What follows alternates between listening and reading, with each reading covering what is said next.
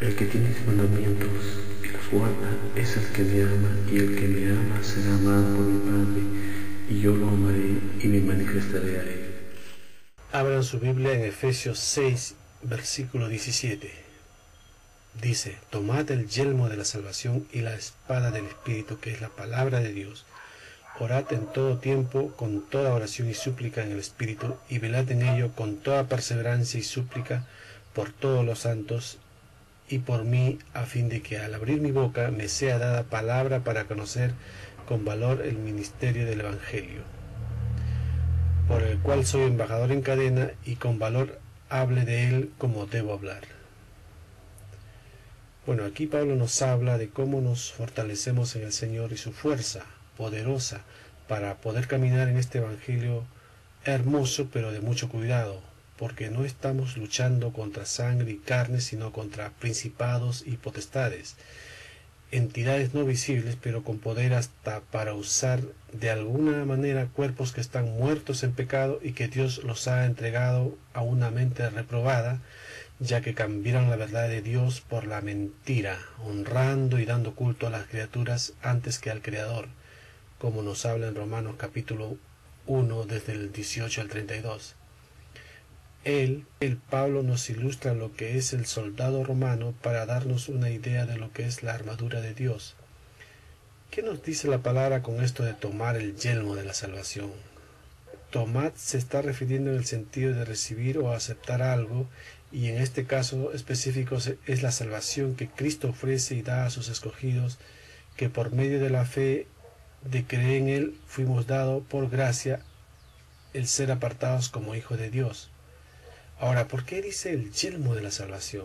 ¿Por qué no dijo el cinturón de la salvación o el calzado de la salvación? Porque es en la cabeza, en la mente, donde se originan los pensamientos. Es en la mente donde está el campo de batalla, y que si está desprotegida, el cristiano puede ser derrotado. Estamos hablando de los cristianos, los verdaderos hijos llamados por Dios en la transformación por gracia. Nos dice que nos pongamos el yelmo de la salvación, y se refiere al casco. Por eso dice en Primera de Tesalonicenses 5:8, y con la esperanza de salvación como casco. Es por eso que debemos poner toda nuestra mente en nuestro Señor Jesucristo, programarnos, enfocarnos en Él. Todo lo justo, todo lo puro, todo lo amable, todo lo que es de buen nombre, si hay virtud alguna, si hay algo digno de alabanza, en esto pensad, dice la palabra en Filipenses 4:8. Por lo tanto, al surgir en la mente un pensamiento, debemos preguntarnos lo siguiente. La primera pregunta es origen, ¿de dónde provino? A veces sabemos al instante que tuvo que venir del diablo, es muy evidente. Primero, su origen, ¿de dónde provino? Segundo, ¿me llevará a donde quiero llegar en la vida? Si sigo pensando así, ¿a dónde me llevará? ¿Tendré problemas o la bendición de Dios? ¿Qué lograré con esto? La tercera pregunta es esta: ¿hacia dónde me conducirá? O sea, si doy un paso y comienzo a pensar así, ¿hacia dónde me conducirá en la vida?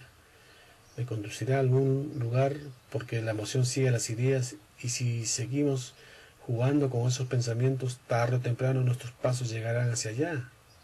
Otra pregunta: ¿tiene base bíblica? ¿Este pensamiento tiene base bíblica? Si alguien nos dice, está bien porque todos lo hacen, esa no es la respuesta. Debemos filtrarlo con la Biblia. La siguiente pregunta: ¿esto me edificará o me destrozará? Si a nuestra mente acuden ideas sensuales, esas ideas nos destrozan, no nos edifican. Ideas materialistas, por ejemplo, codicia, avaricia, enojo, amargura, hostilidad, orgullo. Todo esto tiene poder destructor, y debemos decidir si queremos recibirlas o no. Preguntémonos, ¿esto concuerda con que soy seguidor de Cristo? Debemos pasarlo por el filtro, deben pasar por él, pero si lo construimos firmemente en la Biblia. Recuerden esto: lo que son hoy es el resultado de cómo han pensado todos estos años. Lo que será mañana y años después será el resultado de lo que piensan ahora, si siguen pensando lo mismo. Si no les gusta lo que son hoy, pueden cambiarla. Su situación presente no les gusta, pueden cambiarlo. O sea, pueden tener pensamientos piadosos. Escuche lo que dijo Cristo: Buscad primeramente que la prioridad de nuestra vida será ¿qué? Permitirle que Él la controle, permitirle que Él actúe en nosotros, porque todas las demás cosas, nuestras necesidades serán añadidas, serán suplidas.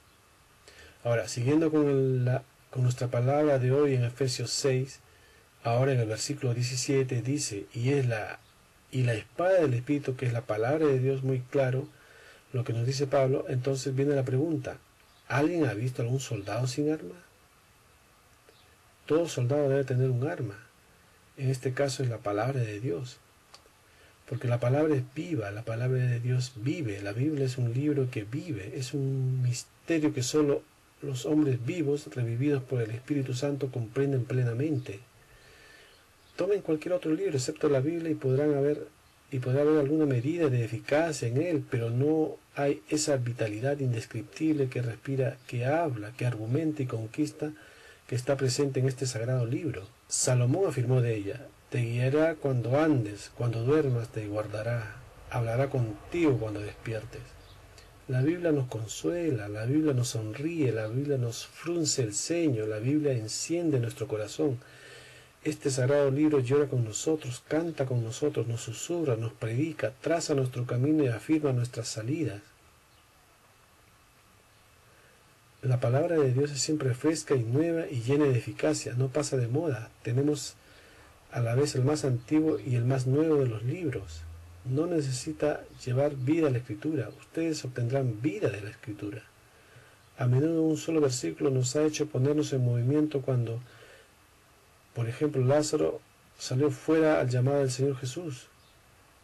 Cuando nuestra alma desfallece y está a punto de morir, una sola palabra aplicada al corazón por el Espíritu de Dios nos reanima, pues es una palabra que vive y que da vida.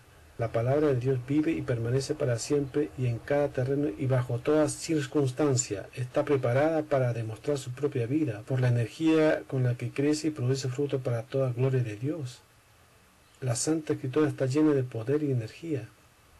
Puedes estudiar tu predicación, hermano mío, puedes ser un gran orador y ser capaz de predicar con fuerza y con fluidez maravillosa, pero el único poder que es eficaz para el más elevado propósito de la predicación es el poder de la palabra de Dios, que no radica en tu palabra ni en mi palabra, sino en la del Eterno. ¿Acaso no han notado que cuando las personas son convertidas casi siempre atribuyen su conversión a algún texto que fue citado en alguna prédica? Esa es la palabra de Dios y no nuestro comentario sobre la palabra de Dios, la que salva las almas. La palabra de Dios es eficaz para todos los propósitos sagrados. La palabra de Dios hace morir al pecado y por ella la gracia nace en el corazón, es luz que trae vida con ella. Cuán activa y energética es. Cuando el alma es convicta de pecado, produce en ella la libertad evangélica. Hemos visto a los hombres encerrados, por decirlo así, en su propio calabozo del diablo y hemos tratado de liberarlos. Hemos sacudido las barras de hierro, pero no pudimos arrancarlas para poder liberar a los cautivos. Pero la palabra de Dios es grande para romper cerrojos y barras. Los hijos de Dios no son santificados por métodos legales, sino por métodos de gracia. La palabra de Dios, el Evangelio de Cristo, es sumamente eficaz en promover la santificación. Que el Señor haga que su palabra demuestre su poder en nosotros. La palabra de Dios es un arma hecho con material más duro que el acero, y cuando es predicado con el Espíritu Santo enviado desde el cielo, hay la misma omnipotencia que hubo en la palabra de Dios cuando en el principio habló a las tinieblas diciendo, sea la luz, y fue hecha la luz. Debemos valorar y amar la revelación de Dios, no solamente porque está llena de vida, sino porque esa vida es sumamente energética y eficaz, y opera muy poderosamente en las vidas y en los corazones de los hombres. Ahora, ¿por qué dice que la palabra es cortante? Una espada con dos filos no tiene ningún lado romo, corta tanto de este lado como del otro. La revelación de Dios dada a nosotros en la Santa Escritura es filosa por todos lados. Está viva en cada uno de nosotros, afilada para cortar la conciencia y partir el corazón. Puede estar seguro de ello. No hay versículo superfluo en la vida, no hay ningún capítulo que sea inútil. Queridos amigos, ¿no han encontrado que la palabra de Dios es muy cortante y que ha sido incapaces de resistir el golpe celestial?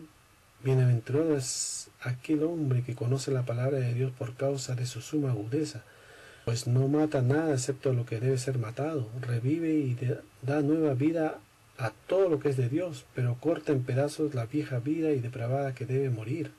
Continuemos ahora con el versículo 18. Orad en todo tiempo con toda oración y súplica en el Espíritu, y velad en ello con toda perseverancia y súplica por todos los santos y por mí, a fin de que al abrir mi boca me sea dada palabra para dar a conocer con valor el ministerio del Evangelio. Es decir, para llevar a cabo la voluntad de Dios de llevar el Evangelio a toda criatura, es sumamente importante tener una vida de oración con nuestro Señor para que nos guíe en tan hermoso cometido.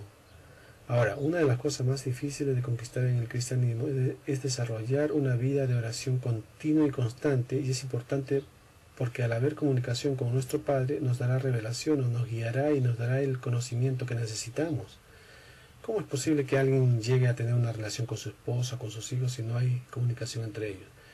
Lo mismo es con Dios. Cristo nos dice la forma de orar correctamente en Mateo 6:6. Cuando ores, entra en tu cuarto, cierra la puerta y ora a tu Padre, y tu Padre que ve en lo secreto te recompensará en público. ¿Cómo puedes lograr tener una vida en oración continua y perseverante? Bueno, se logra llevando de orar continuamente y diariamente y dándole a nuestro Padre Celestial cada vez más tiempo para que Él se manifieste a nuestra vida. Nunca tome livianamente una oración, concéntrese, hable con Él, pídale que está arrepentido por las cosas malas que pudo hacer diariamente, cosas que sabes que no están dentro de su voluntad.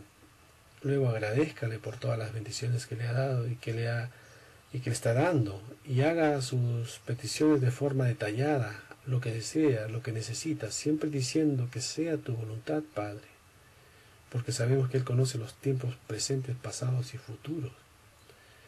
Hay algo importante que debo decirles y que es el error en el que muchos cristianos caen y se desaniman y no llegan a tener perseverancia en la oración, y es el sentir, el ver. Dicen, no siento a Dios, no veo a Dios. No, usted debe ir por fe. Una vez que usted cierre la puerta de su cuarto, diga, Señor, aquí estás tú, yo creo en ti. Señor, no veo nada, no siento nada, yo voy por fe. Como dice en su palabra en Hebreos 11:6, sin fe es imposible agradar a Dios, porque es necesario que el que se acerca a Dios crea que le hay, es decir, crea que Él está ahí, que Él existe, y que es galardonador de los que le buscan. Para terminar, quisiera exhortarlo en estos momentos. Si nunca ha aceptado a Cristo como su Salvador, está perdiendo. No importa lo que pueda estar ganando financieramente o lo que gane ante los ojos del mundo, está perdiendo cada día hasta que entregue su vida a Cristo. Les ruego que le pida a Dios que perdone sus pecados, acepte sus muertes en la cruz como paga por su pecado y recíbalo como su Salvador personal.